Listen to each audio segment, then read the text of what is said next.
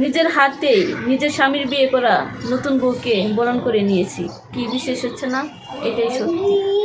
কত ভাগ্য নিয়ে পৃথিবীতে এসেছি, তাই না? এরকম ভাগ্য নিয়ে পৃথিবীতে যেন কোনো মেয়ে না আসে যে এই দিনটাও তাকে দেখতে হয়। তো আবার আমার নিজের হাতেই সাজিয়ে নিজের স্বামীকে পাঠিয়েছি বিয়ে করে নতুন বউ ঘরে আনার জন্য। সেটা আবার আমার নিজের দোষের কারণেই। আমার দোষটা কি বলতে পারেন?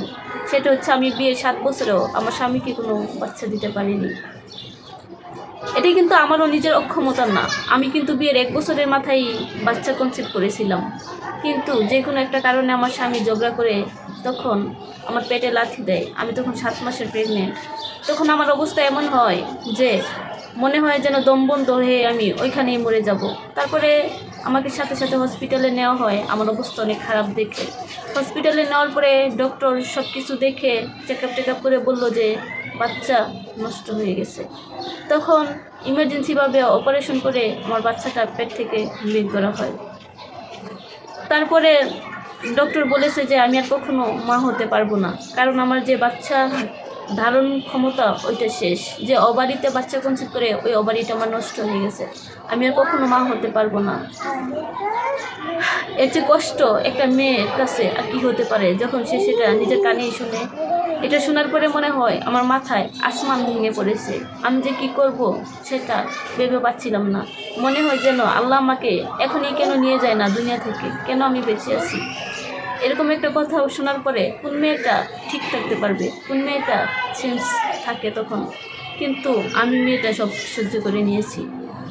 যাই হোক, আমার স্বামী তখন আমাকে দেখিয়ে অনেক কান্নাকাটি করছিল, বলেছিল দেখো আমি বুঝতে পারি নাই যে এরকমটা হয়ে যাবে, আমি কিন্তু এটা চাই নাই। দেখো আমি কি চাই যে আমার নিজের সন্তানটা নষ্ট হয়ে যাক, এটাকে আমি ইচ্ছাকৃতভাবে করেছি। তখন আমি আস্তে আস্তে করে নিজেকে বুঝাতে শুরু করে দিয়েছি যে থাক, আমার স্বামী হয়তো এটা ইচ্ছে করে নাই, কোনো দুর্ঘটনা বা আমার সাথে হয়তো ওইরকমটা আল্লাহ লিখে রাখছে যে হবে। আমার ভাগ্যে যদি না থাকতো তাহলে তো এরকমটা হতো না। তো কিছুদিন ভালোই কাটছিল, 2-3 বছর। ও আমাকে বলছিল যে দেখো আমার দোষের কারণেই যখন এমন হয়েছে আমি তো আর কোনো দিন বিয়ে করব না। আমাদের সন্তান যদি আল্লাহ ভাগ্যে রাখে তাহলে দিবে, আর যদি না দেয় তাহলে বাকিটা জীবন আমি তোমাকে নিয়েই কাটাবো। কিন্তু 2 বছর ঘুরতে না ঘুরতেই আমার শাশুড়ি আমাকে নানান কথা শোনাচ্ছে। সবার পাশাপাশি ধীরে ধীরে আমি লক্ষ্য করলাম যে আমার স্বামীও আমার সাথে খারাপ ব্যবহার করা শুরু করে দিল। তখন আমি কি করব, কোনো পথ খুঁজে পাচ্ছিলাম না। তো এক পর্যায়ে একদিন আমার স্বামী আমাকে বলতেছে যে দেখো তোমাকে কিছু কথা বলি, তুমি কষ্ট পেও না। প্রতিটা ছেলেরই তো ইচ্ছা করে বাবা ডাক শুনতে, আবার প্রতিটা মেয়েরও তো ইচ্ছা করে মা ডাক শুনতে। তো আল্লাহ যেহেতু আমাদের ভাগ্যে রাখে নাই তুমি কখনো মা হতে পারবা না, তাহলে আমি আরেকটা বিয়ে করি, তাহলে তুমিও মা ডাক শুনতে পারবা, আমিও বাবা ডাক শুনতে পারবো। আমার স্বামীর মুখ থেকে কথাটা শোনার পরে আমি অবাক দৃষ্টিতে ওর দিকে শুধু তাকিয়েছিলাম কিছুক্ষণ, আর মনে মনে ভাবলাম তুমি তো সেই মানুষটা, তাই না, যে কিনা বলেছিলে যে আর কোনো দিন বিয়ে করবা না, আমাকে নিয়ে এই বাকিটা জীবন পার করে দিবা, যে আল্লাহ হয়তো আমাদের বাকি সন্তান রাখেনি এই জন্য আমাদেরকে দিবে না। এই কথাটা তুমি নিজের মুখেই বলেছিলা। আর আমার শ্বশুর শাশুড়ি তো আর অনেক দিন আগে থেকে চেষ্টা করতেছিল ওকে বিয়ে করানোর জন্য, কিন্তু এতদিন ও রাজি হয় নাই। এখন তো আমার স্বামীও রাজি, সে বিয়ে করবে। তো আমি কি করব, আমার কিছু করার নাই, নারীরা তো বলা, নারীদের সবই মুখ বুঝে সহ্য করতে হয়। তো আমি এক পর্যায়ে রাজি হয়ে গেলাম আমার স্বামীকে বিয়ে করানোর জন্য। আমি নিজের হাতেই আমার স্বামীকে সাজিয়ে পাঠালাম বিয়ে করে নতুন বউ গড়ে আনার জন্য। তো আমার স্বামী বিয়ে করে নতুন বউ গড়ে নিয়ে আসে। তারপরে বিয়ের 3 মাসের মাথায় আমার স্বামীর নতুন বউ কনসিভ করে। তখন তো ওকে নিয়ে কত মাতামাতি, কত আদর যত্ন, আবার ওর যত্ন নেওয়ার দায়িত্বটাও আমার হাতেই। যে আমার শ্বশুর শাশুড়ি স্বামী বলে যে তুমি এখন ওকে একটু দেখে রাখো, দেখো এখন তো কোনো কাজকর্ম করতে পারবে না, বা ওর যত টেক কেয়ার আছে সব তুমি করো। কি ভাগ্য আমার, তাই না? তো যাই হোক, সব কিছু আমি নিজের হাতেই করতেছি। ওর বউয়ের যা কিছু লাগে, যা কিছু করা লাগে, যত টেক কেয়ার সব আমি নিজেই করি। তো এক পর্যায়ে আমার স্বামীর অনেক ফুটফুটে একটা কন্যা সন্তান হলো। সবাই কত খুশি, আমি নিজেও অনেক খুশি হয়েছিলাম, কারণ অন্তত আমাকে তো একবার মা বলে ডাকবে। আমার নিজের পেটে সন্তান না হোক, মা ডাকটা তো শুনতে পারবো, তখন আমি অনেক খুশি। কিন্তু ধীরে ধীরে আমি দেখতেছি যে আমার স্বামীর আমার প্রতি আগ্রহ একেবারেই কমে গেছে। সে আমার ঘরে মাসে একবার আসে না বললেই চলে। এটাই তো হওয়ার কথা না, এটাই তো হবে। এখন তো তার বউ আছে, তার বাচ্চা আছে, তাদেরকে সময় দিতে হয়। কেনই বা আমার ঘরে আসবে? ও তো আসার কোনো প্রয়োজন নেই। তো আমিও সব কিছু মানিয়ে নিয়েছি, কারণ কী করবো, সব কিছু তো মেনে নিতেই হবে, কারণ আমার তো যাওয়ার কোনো জায়গা নেই। সব কিছু মেনে নিয়ে আমাকে থাকতে হবে। আর আমার স্বামীর বিয়ে করা বউ, সেও তো আমার সাথে দিনে দিনে হিংসে করা শুরু করে দিয়েছে। সে আমাকে দেখতে পারে না, আমাকে সহ্য করতে পারে না। আমাকে নিয়ে প্রতিদিন তাদের ঘরে অশান্তি হয়। আমার স্বামীর সাথে প্রতিদিন ঝগড়া করে আমার স্বামীর ওই বউ আমাকে নিয়ে।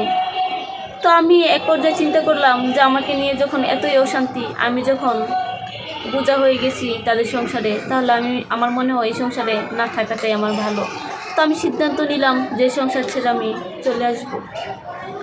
তো আমি একদিন আমার স্বামীকে বললাম, দেখো প্রতিদিন আমাকে নিয়ে তোমাদের সংসারে ঝগড়া, এসব আমার দেখতে ভালো লাগে না, আর তোমারও ভালো লাগে না। তুমি হয়তো মুখ ফুটে বলতে পারতেছো না আমাকে বাড়ি থেকে বের হওয়ার জন্য, কিন্তু আমি সব বুঝতেছি। আমি চাই না তোমাদের সংসারে অশান্তি হোক আমার জন্য।